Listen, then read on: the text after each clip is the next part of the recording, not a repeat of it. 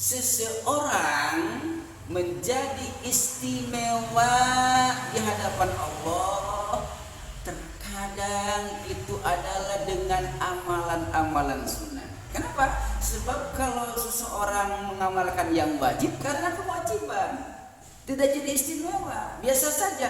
Sekarang lagi bulan saum, semuanya puasa, tidak istimewa karena semuanya wajib melaksanakan saum yang muslim. Jadi ketika saya lagi puasa, sama saya juga lagi puasa, tidak istimewa. Dan menjadi istimewa seseorang ketika dia mengamalkan amalan yang sunnah. Dan dalam sebuah hadis qudsi dikatakan, ma yazalu 'abdi yataqarrabu ilayya bin nawafil hatta uhibbu.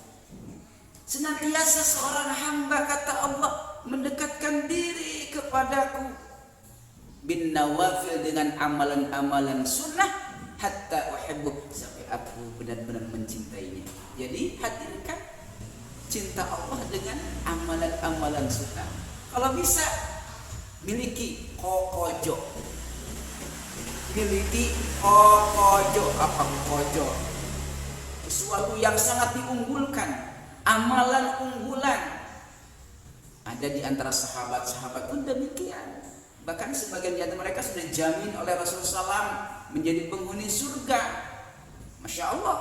Karena amalan kokojo di antaranya. Selain memang mereka adalah hamba-hamba yang salih, ya, yang pantas berada di surganya Allah Subhanahu wa taala, termasuk sebagiannya as-sabiqunal awwalun, orang yang pertama masuk Islam, itulah sudah terjamin bersama Rasul di surga nanti. Tapi mereka tidak berhenti untuk mendapatkan cinta Allah dengan amalan sunnah.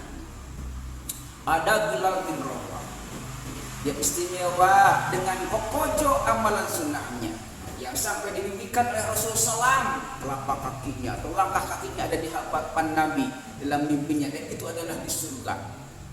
Mimpi Nabi di surga, telapak kaki, langkah kaki Bilal berada di hadapannya.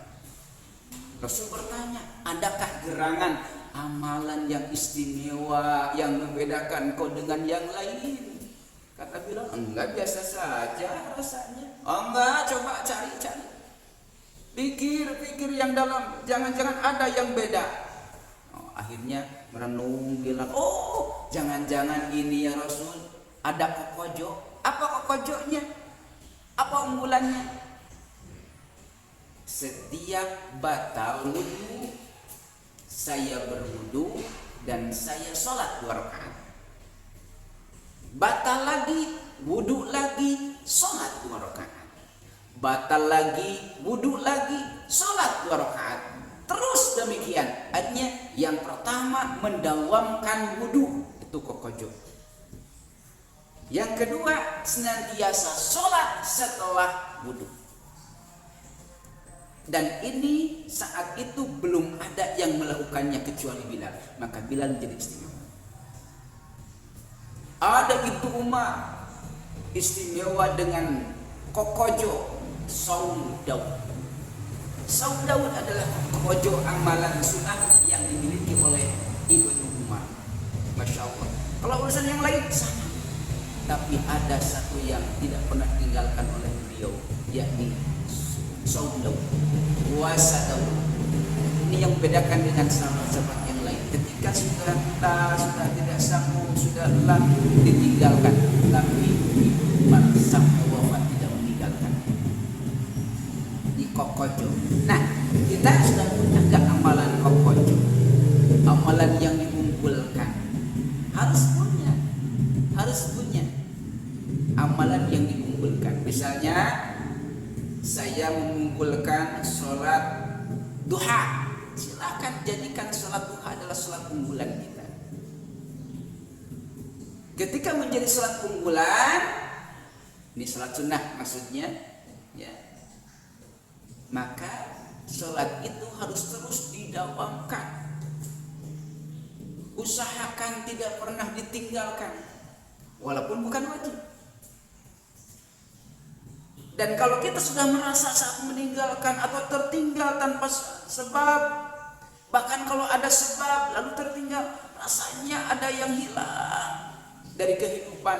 Nah, berarti itu sudah menjadikan amal itu adalah bagian dari amalan unggulan. Kalau sudah merasa kehilangan, itu sudah istimewa itu. Dan mudah-mudahan orang yang seperti itu adalah seorang yang istimewa. Kita sudah termasuk yang istimewa. Mau 2 rakaat, silakan, itu pernah dipesankan oleh Nabi. Tapi kata Siti Aisyah, yang paling sering dilakukan oleh Nabi sholat duhanya adalah 4 rakaat. Dan itu banyak riwayat tentang hal ini, termasuk sampai dengan 12 rakaat.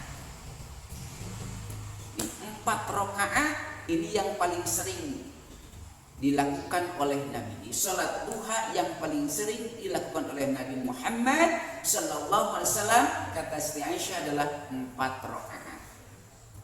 Dari para ulama, kalau kita melaksanakan yang 2 rakaat, ini paling sering nih, banyak orang yang paling sering melaksanakannya 2 rakaat, maka silakan rakaat pertama baca surah Asy-Syams, rakaat kedua baca surah Ad-Duha. Bukan berarti tidak boleh dengan surat yang lain, tapi di sini ada keutamaan, ada hubungan dengan duha. Ya, Asy-Syams rakaat pertama, Ad-Duha rakaat kedua. Bagaimana kalau melaksanakan yang 4 rakaat? Nah, rakaat pertama baca surah Asy-Syams. Rakaat kedua baca surah Ad-Duha. Rakaat ketiga silakan dibaca surah Al-Insyirah. Kemudian rakaat keempat surah Quraisy atau surah Al-Kautsar. Tuh 4 surat. Kalau kita melaksanakan yang 4 rakaat, di situ ada fadilah, ada keutamaan insyaallah dengan surat-surat yang dipilihkan oleh para ulama. Kemudian kalau tidak hafal surat-surat ini, ya silakan surat yang hafal saja, ya surat yang hafal saja. Itu hanya informasi yang sampai kepada kita, ada fadilah kalau kita membacakannya surat-surat tadi.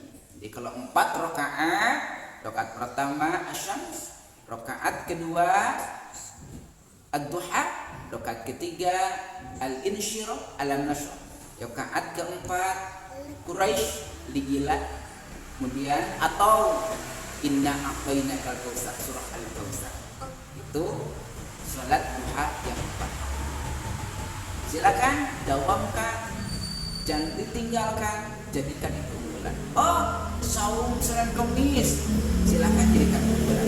Oh, saum Ayamul Bid, silakan jadikan unggulan. Atau sholat sunnah yang lainnya, saum yang lainnya, atau baca Al-Quran yang setiap harinya selalu dawam sekian juz, silakan jadikan itu amalan unggulan. Punya zikir khusus dan zikirnya berasal dari Nabi Muhammad SAW, maksurat, selalu didawamkan, jadikan itu amalan unggulan. Silakan mana saja jadikan amalan unggulan, dan itu dari amalan-amalan sunnah. Sebab yang wajib tidak menjadi unggulan, sebab itu adalah kewajiban, wajib dikerjakan. Tapi kalau yang sunnah, banyak orang yang sering meninggalkannya dengan anggapan sunnah itu dikerjakan dapat pahala, ditinggalkan tidak apa-apa, dan itu kurang pas. Yang tepat, yang memotivasi adalah sunnah itu adalah jika dikerjakan menjadi utama, menghantarkan seseorang istimewa. Jika ditinggalkan rugi,